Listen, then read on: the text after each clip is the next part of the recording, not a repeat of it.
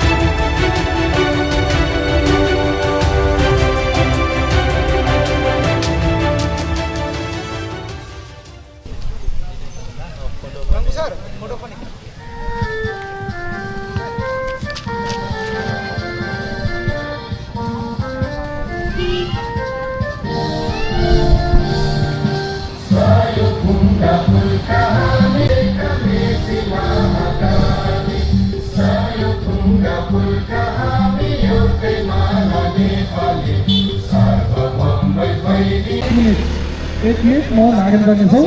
हाम्रा देशका जति पनि शहीदहरू हुनुहुन्छ उहाँहरूको लागि मात्र एक मिनट हामी म मागन गर्नेछौँ। उहाँहरूको यादमा, उहाँहरूको सम्झनामा सबैजना रेडी हुनुहुन्छ? स्थापना भएको दिन हो। यो दिनलाई स्मरण रहोस् सधैँभरि, किनभने धेरै वर्षदेखि हामी गणतन्त्रको अभिलाषा लिएर आएका थियौँ र यो देश अहिले गणतन्त्रमय भएको छ। र यो गणतन्त्र दिवसको आज 1900 दिवसको उपलक्ष्यमा आउने सम्पूर्ण महानुभावहरूलाई र घरमा पनि बस्नुभएका मेरा इष्टमित्र दाजुभाइ दिदीबहिनीहरूमा पनि नमन गर्दै आफ्नो 2 शब्द गणतन्त्र दिवसमा सम्पूर्ण हाम्रो वाडा नम्बर 1 को वाडा अध्यक्ष श्री नवीन शाहज्यू र त्यसै गरी हाम्रो 4 नम्बर वडाको वाडा अध्यक्ष ज्यू हाम्रो रामनारायण महाशयज्यू र त्यसै गरी हाम्रो वाडा नम्बर 1 मा गएको Nepal pulp and paper industries त्यहाँबाट पनि हामीलाई एकदमै ठुलो सहयोग आएको छ। र त्यसै गरी हाम्रो वाडा नम्बर 1 मै रहेको योगानी एग्रो इन्डस्ट्रिज लिमिटेड यहाँहरूले पनि सहयोग गर्नुभएको छ। यहाँ सम्पूर्ण युवाहरूले पनि आजको कार्यक्रमलाई सफल बनाउन सहयोग गर्नुभएको छ। यहाँहरूलाई चाहिँ म व्यक्तिगत को तर्फबाट र साथै हाम्रो गौशाला बहुसांस्कृतिक कला केन्द्रको तर्फबाट धेरै धेरै धेरै धेरै धन्यवाद दिन चाहन्छु। र साथै अर्को मन्तव्य राखिदिनु हुनको लागि हाम्रो गौशाला ट्राफिक प्रहरी दिनुभएकोमा गौशाला बहुसांस्कृतिक कला केन्द्रलाई धेरै धेरै धन्यवाद दिन चाहन्छु। र उपस्थित हुनुभएका 1 नम्बरका वडा अध्यक्ष, 4 नम्बरका वडा अध्यक्ष, पत्रकार मित्रहरू र यो गौशाला बहुसांस्कृतिक कला केन्द्रका सम्पूर्ण व्यक्तिहरूलाई मेरो व्यक्तिगत तर्फबाट सबैलाई नमस्कार। म चाहिँ यो गौशालामा ट्राफिक प्रहरीको प्रमुख बनाएको छु। अहिले म आज 1 महिना जति भयो। यहाँनिर अहिले यो कार्यक्रम पनि ट्राफिकसँगै सम्बन्धित भएको हुनाले मलाई बोलाइदिएकोमा धेरै धेरै धन्यवाद। सबैमा स्टिकरहरू राम्रो टाँस्नु भएको छ, सबै ट्राफिक सचेतना सम्बन्धी सबै छ। र पनि यहाँनिर कस्तो छ भने हेलमेट नलगाएर हिँड्ने हैन, अनि 3 जना चढ्ने, अरू केही नगरे पनि हामीले हेलमेट मात्र लगाएर हिँड्ने हो भने यो ठाउँमा दुर्घटनाबाट हुन सक्ने क्षतिबाट बच्न सकिन्छ, बचाउन सकिन्छ।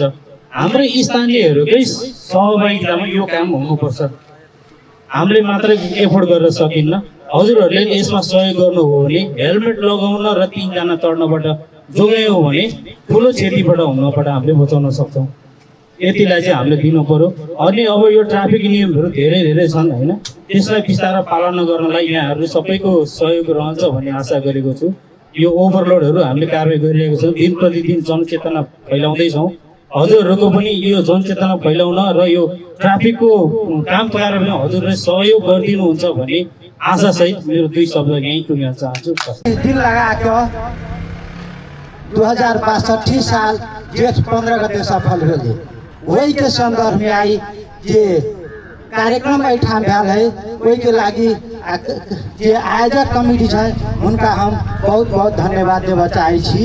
एगो हमरा सबके ट्रैफिक सर कथी कहलन कि एठाम ट्रैफिक के नियम लागू करे के लागी मात्र 2 गो ट्रैफिक से संभव नहीं। हमरा सबके कानून लागू करे के लागी हरेक चीज परिपालना हम अहाँ सब सचेत भ जेबै तो ट्रैफिको के जरूरी नहीं पड़ते। आई घटना उ घटना जते जे भ रहल है अपना सबके सामाजिक एगो विकृति बेसी केस के मोटरसाइकिल हकल साइलेंसर निकाल के आवाज भट भट भट गल, एगो 3 गोरा चढ़ के हकल, हेलमेट नहीं लगेल। ट्रैफिक हमरे सबके बारे में कहे अपना सब निगेटिव ल लै छी ट्रैफिक के बारे में। ताहि दुआरे ई जनचेतना सब गोरा बुझो, सब गोरा सहयोग करू। आई में सब गोरा सहयोग कर गणतंत्र दिवस के जो उपलक्ष्य में कार्यक्रम कलन उनका धन्यवाद दे हम अपन को उपलक्ष्य पारेर ट्राफिक चेतना सम्बन्धी केही जानकारीमूलक विषयवस्तुहरू प्रस्तुत गर्दै नेपालको राष्ट्रिय झण्डा फहराउन चाहिने आयोजना गर्ने गौशाला बहुसांस्कृतिक कला केन्द्रलाई र यहाँ आउनुभएका ट्राफिक कार्यालयबाट सम्पूर्णलाई नमन गर्दै सम्पूर्णलाई शुभकामना छ। मैले खासमा धेरै नबोलौँ, विषयवस्तु के भन्दाखेरि हाम्रा गौशाला बहुसांस्कृतिक केन्द्रले आजको जुन यो आयोजना गरेको छ, आयोजना गर्ने प्रयास पनि ठुलो, किनकि यो खासमा हामीले ट्राफिक प्रहरीद्वारा गरिने कामहरू हुन्, तर पनि यी कला केन्द्रका साथीहरूले जुन जमर्को गर्यो, प्रयास गर्यो, एकदम सराहनीय छ होइन। त्यसलाई मेरो भित्री मर्मबाट सम्पूर्णलाई भित्री हृदयदेखि धन्यवाद दिन चाहन्छु। विषयवस्तु सम्पूर्ण चाहिँ ट्राफिकसँग रिलेटेड नै छ, मात्रै एउटा दिवस पारेको हो, गणतन्त्र दिवस झन्डा फहराउनु पर्ने हो। यो ठाउँलाई अझ आकर्षक बनाउनु थियो, सौन्दर्यकरण को चाहिँ रूपरेखा दिनु थियो। खासमा डिभाइडरको आवश्यकता किन पर्यो भन्दा झन्डा यतिकै फहराउन मिल्थ्यो, सकिन्थ्यो। तर यो ठाउँमा म विगत सम्झिन्छु, तपाईँको 2टा घटना एकदम घटलाग्दो हृदय विदारक घटना चाहिँ हामी आफ्नै आँखा सामु हेरेका छौँ।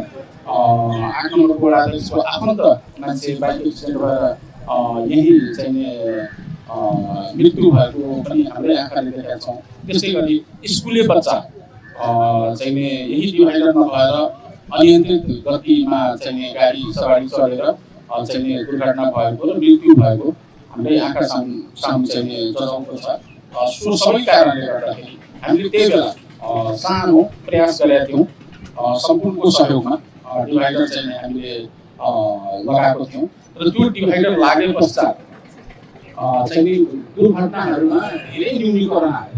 सामान्य घटना त अब भइरहन्छ, तर ठुलो अन्धको क्षति चाहिँ भएको अवस्था छैन। सुरु प्रक्रियालाई चाहिँ आज फेरि हाम्रो क्लबका चाहिँ साथीहरूले जुन अगाडि बढाउनु हो, त्यो चाहिँ एकदम खुसीको कुरो हो। यसमा सहयोग गर्नुहुने, यो कार्यक्रम सफल गर्नलाई सहयोग गर्नुहुने सम्पूर्ण दाता सहयोगीहरूलाई धन्यवाद दिँदै म आफ्नो 2 शब्द यही अन्त गर्छु। हस्त धन्यवाद। गौशाला बहुसांस्कृतिक कला केन्द्रबाट आयोजना गरेको एउटा अब सामाजिक हिसाब किताबमा भनौँ या कि उहाँहरूले मलाई एउटा स्थान दिनुभयो, उहाँलाई धन्यवाद। राम्रो काम गरिएको छ है। एउटा चेतनामूलक कामहरू ट्राफिक नियमावली किताबमा एउटा जनचेतना कार्यक्रम राखिएकोमा म एकदम मेरो व्यक्तिगत तर्फबाट म एकदम हृदय साथ धन्यवाद दिन चाहन्छु। रहेको कुरा आज हाम्रो राष्ट्ररूपी रूपमा गणतन्त्र दिवस मनाउँदैछौँ। विभिन्न पक्षकाण्डहरू सबै पार गर्दै आज हाम्रो लगभग गणतन्त्र ल्याएको दिन पनि 1900 वर्ष भइसकेका छ। तर दुःख कुरो के छ भने हामीले जुन किसिमले गणतन्त्र ल्यायौँ त्यो किसिमको चाहिँ अनुभूति गर्न पाएको छैन। त्यसको लागि चाहिँ म पनि एउटा गणतन्त्र सम्बन्धी एउटा लगभग होइन हामीले जुन सङ्घर्ष गरेको थियो त्यसले हामीले के गर्छु भन्ने हिसाब किताबको सोच अहिलेसम्म सोच बदलिन सकेका छैन।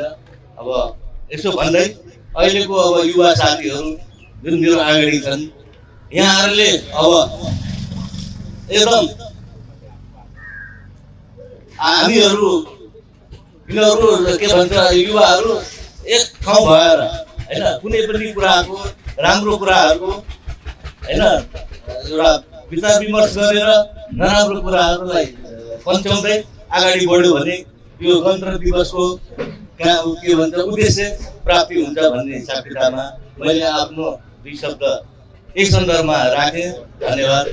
यो आजभोलिको माहौल छ जुन हामी युवाहरू क्लबमा लाग्ने त्यो कुरालाई पनि एकदमै मध्यनजर गरेर हामी युवाहरूले नै यो देश बनाउने हो, हामी युवाले नै यो देशलाई सपार्ने हो, जता लग्यो त्यतै लाने हो भन्ने हाम्रो अभियान रहेको छ। र साथै हामी युवाले नै गर्दाखेरि यो देशको महान चेन्ज हुन्छ भन्ने कुरालाई लिँदै हामी लागु प्रदान र कुलबमा नफसौँ भन्ने एउटा जनचेतनाको साथै सम्पूर्णमा जानकारी गराउन चाहन्छु। र आजको कार्यक्रम यही टुङ्ग्याइदिन हुनको लागि हाम्रो गौशाला बहुसांस्कृतिक कला केन्द्रको अध्यक्ष श्री मोहम्मद अलीज्यूलाई म हार्दिक अनुरोध गर्दछु। उपस्थित हाम्रो वडा अध्यक्षहरूज्यू साथै पत्रकारज्यू, ट्राफिक कार्यालयबाट पाल्नुभएका ट्राफिक प्रहरीज्यू र इष्टमित्र र हाम्रो गौशाला बहुसांस्कृतिक कला केन्द्रका सदस्य र तथा उपस्थित सम्पूर्ण युवाहरूमा म मोहम्मद अली यो गौशाला बहुसांस्कृतिक केन्द्रको अध्यक्षद्वारा नमस्कार भन्न चाहन्छु। आजको गणतन्त्र दिवसको उपलक्ष्यमा हामीले यो झन्डा फहराउने कार्यक्रम राख्यौँमा सम्पूर्ण सहभागी हातहरूलाई र साथै हाम्रो यस संस्थाको मेम्बरहरूलाई र यहाँ जति पनि उपस्थित भएर सहयोग गरिदिनु भयो सबै सहयोगदाताहरूलाई म धेरै धेरै धन्यवाद दिन चाहन्छु। उहाँहरूले गरेर नै आजको यो हाम्रो यस कार्यक्रम सफल हुन पायो। र म के भन्न चाहन्छु भने यो डिभाइडर लगाएर एउटा जनचेतनामूलक कार्य जुन हामीले गऱ्यौँ यो हामीले मात्रै नगरेर यहाँ जति पनि हुनुहुन्छ स्थानीयवासीहरू यो सबैको अधिकार हो, सबैले गर्नुपर्छ र ट्राफिक नियमहरूको पालना गरेर आफ्नो जीवन आफैले सुरक्षित गर्नुपर्छ भन्ने नाराको साथ र त्यो सहयोगी हातहरूलाई म फेरि धन्यवाद भन्दै चाहँदै अगाडि हुने कार्यक्रममा उहाँहरूले यसरी नै हामीलाई सहयोग गर्दै गयो भने हामी अन्य पनि यस्ता कार्यक्रमहरू गर्नेछौँ जसले हाम्रो समाजलाई एउटा नयाँ तर्फ लानेछ र नयाँ विकासको बाटो सृजना हुनेछ। यति भन्दै आजको यस कार्यक्रम